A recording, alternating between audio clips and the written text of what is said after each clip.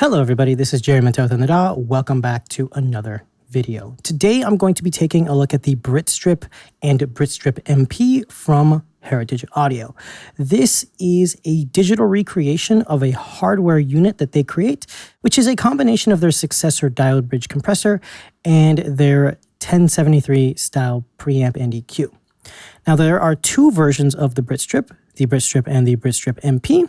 MP stands for microphone preamp, and this will have the typical 1073 Neve saturation preamp section.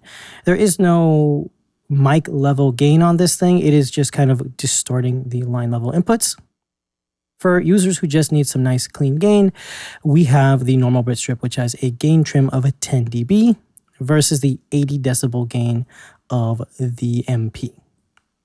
Both of these have a very powerful 1073 style EQ with a little bit of cool add-ons to it. The high and low shelf both have a peak, and the mid band has a high Q for the bell. Now, one thing to keep in mind is that Neve style EQs are very broad and very aggressive sounding. They have lots of saturation because of the slow slew rate and the components.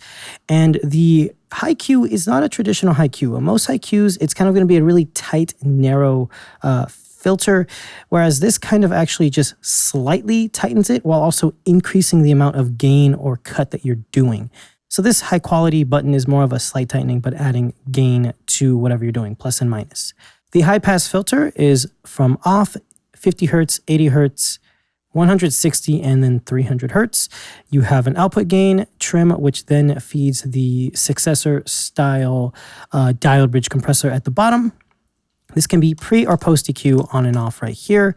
You have your gain reduction or VU meter, and then you have your fast attack or wet dry blend button here. You can view the switch view to actually make it look like the real BritStrip hardware unit, but I like to have it like this because it's a little bit more compact and it makes a lot more sense. Now, along with this video, even though it is a BritStrip review, I am going to be taking a look at the Heritage Audio HA1200. This is a very, very powerful tape saturation plugin that's meant to kind of get rid of all those cool little bells and whistles that everyone looks at, like changing every little aspect of it. This is just a very high quality saturation plugin with a lot of very realistic, true to life tape qualities. If you look at this and the BritStrip under Plugin Doctor, you'll see that there's almost zero aliasing whatsoever, especially on the HA1200. I have not found an instance where it's aliasing in any meaningful way whatsoever. It's always very, very, very good on aliasing. Let's take a look at this session. So I have a kind of like a metal-esque kind of session, and we are using the BritStrip MP on everything from the bass, the guitars, the drums, and then I'm using the Heritage Audio HA1200 on a couple of things. So I'm gonna have everything bypassed. We're gonna listen to the track, and then we're gonna bring it all in. So here we go.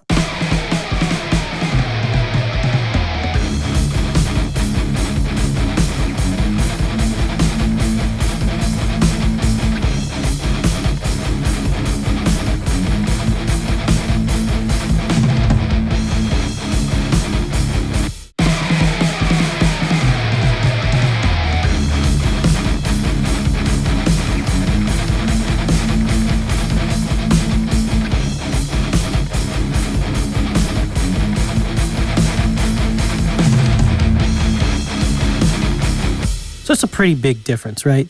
Let's go ahead and just dive in. Let's take a listen to everything. So if we go to the bass, this is a pretty standard workflow for me. I like to use the mix wave ashdown pretty much on everything. And this is feeding the BritStrip MP. I'm using the microphone preamp on the MP at plus 70 dB. And then I am using the HA1200 to add a little bit more grit and to kind of just do a little bit of compression to this signal. So let's bypass both of these and take a listen.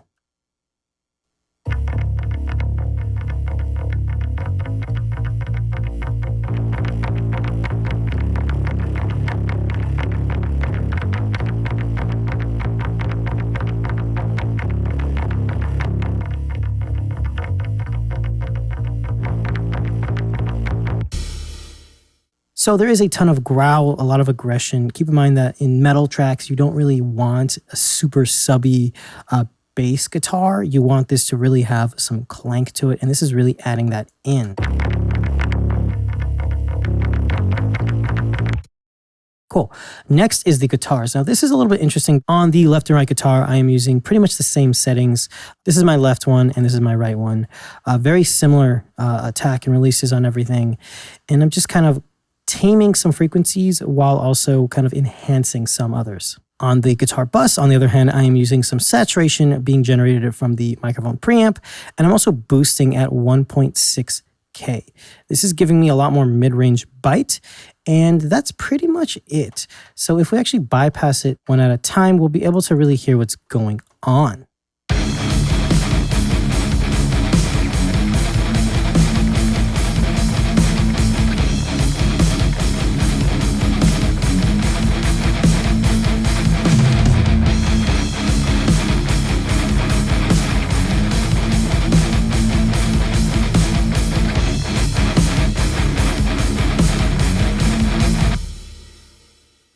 So you're hearing on the bus, the BritStrip MP is adding a lot of bite, a lot of mid-range to help it cut through.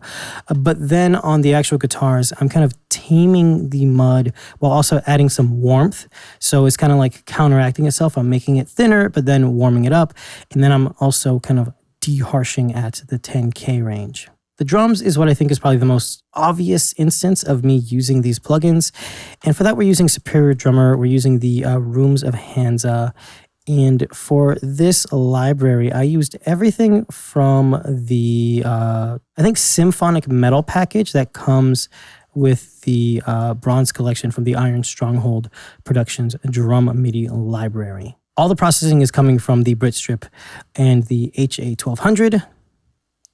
Nothing on the drum bus. And then I do have a Pro Q4 instance on the snare drum. So let's listen to the raw drums.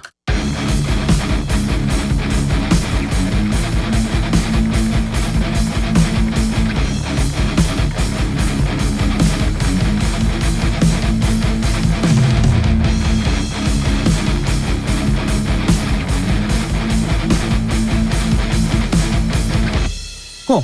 And then just for the sake of hearing it, let's listen focused on those toms.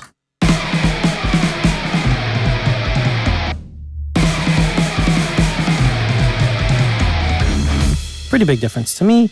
And let's start off with the kick drum. So we have the BritStrip MP. I'm using the saturation from the microphone preamp. I'm boosting at 10K, and we can even boost a little bit more if we want to. I'm cutting at 0.36, which is 360 hertz.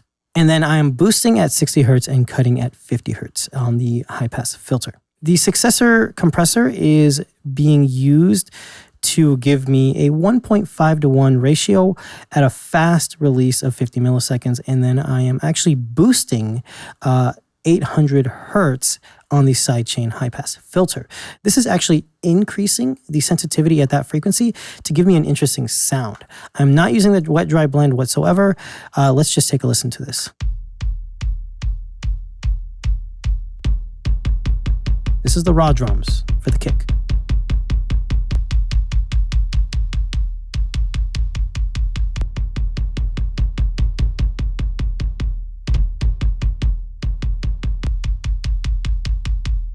It kind of gives it this really clicky, tubby tone, which is very rock and roll. And I don't know what it is about this sidechain filter, but when I boost the high frequencies, it sounds really, really good. Okay, so the snare drum is next. And for this, we are starting off with a Pro Q4 from FabFilter.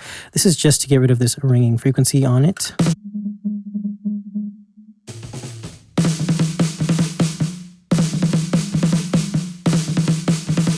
And we can actually do a better job of finding it. Just kind of do something like that. You bring it down. And you could really just nitpick and find frequencies that you don't like. You could easily just... But then you kind of get into the territory of overdoing the processing. So I would stick to just doing it very fine. Something like that, or even just what we originally had. I'm going to go with this one. Okay, so for this, it's pretty cool. I'm using a lot of distortion. I'm using the high shelf to boost, the mid bell to boost, and the low shelf to boost. I'm cutting at 80 hertz, and then I'm using the high pass on the sidechain filter at 160, and I'm doing a ton of compression at a 2-to-1 ratio.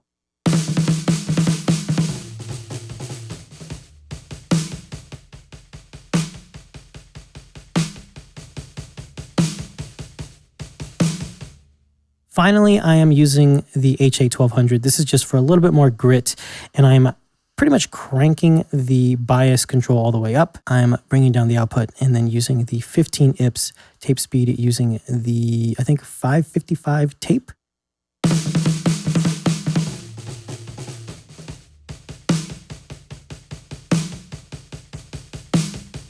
It just gives it a little bit more of a sparkle, a little bit more grit on the high end. And in the mix, it sounds really cool. It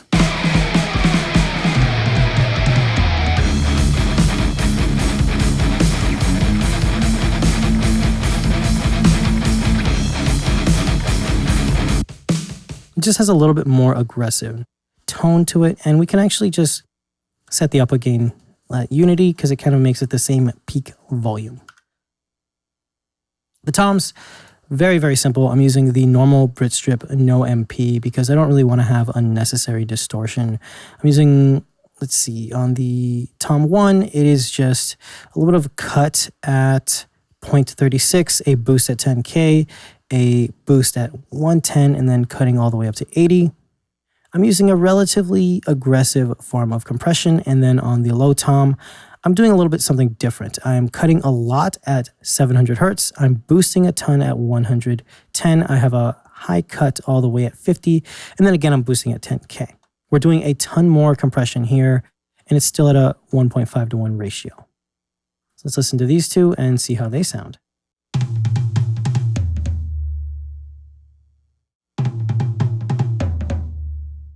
That is a pretty major difference. We're getting a lot of tonal shift there. I'm really digging that. Next, we have the BritStrip MP on the overheads. And this is something I'm not quite sure about. I'm not really a fan of Superior Drummer's overheads, to be completely honest with you. I'm just trying this out because I really liked the tone of Rooms of Hansa, but I'm going to have to see what type of overheads I can get that aren't so brittle sounding. That's why I usually use ML drums. But for this, we're adding some distortion with the MP. We're cutting some high frequencies because it's too harsh. I'm cutting at 0.36 and then boosting at 100 while having a roll off at 80 hertz. I'm using a lot of compression and it is at a 10-to-1 ratio, so it's limiting. And then have the sidechain high pass at 160.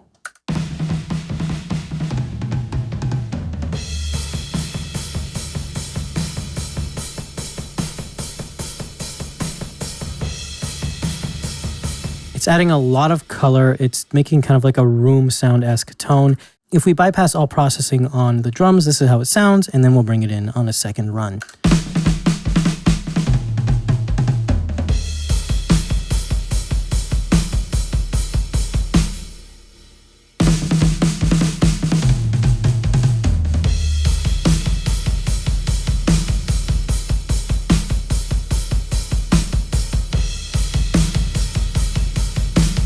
It just has so much more energy and aggression to it. Once again, if we listen to the entire mix, this is what we started out with.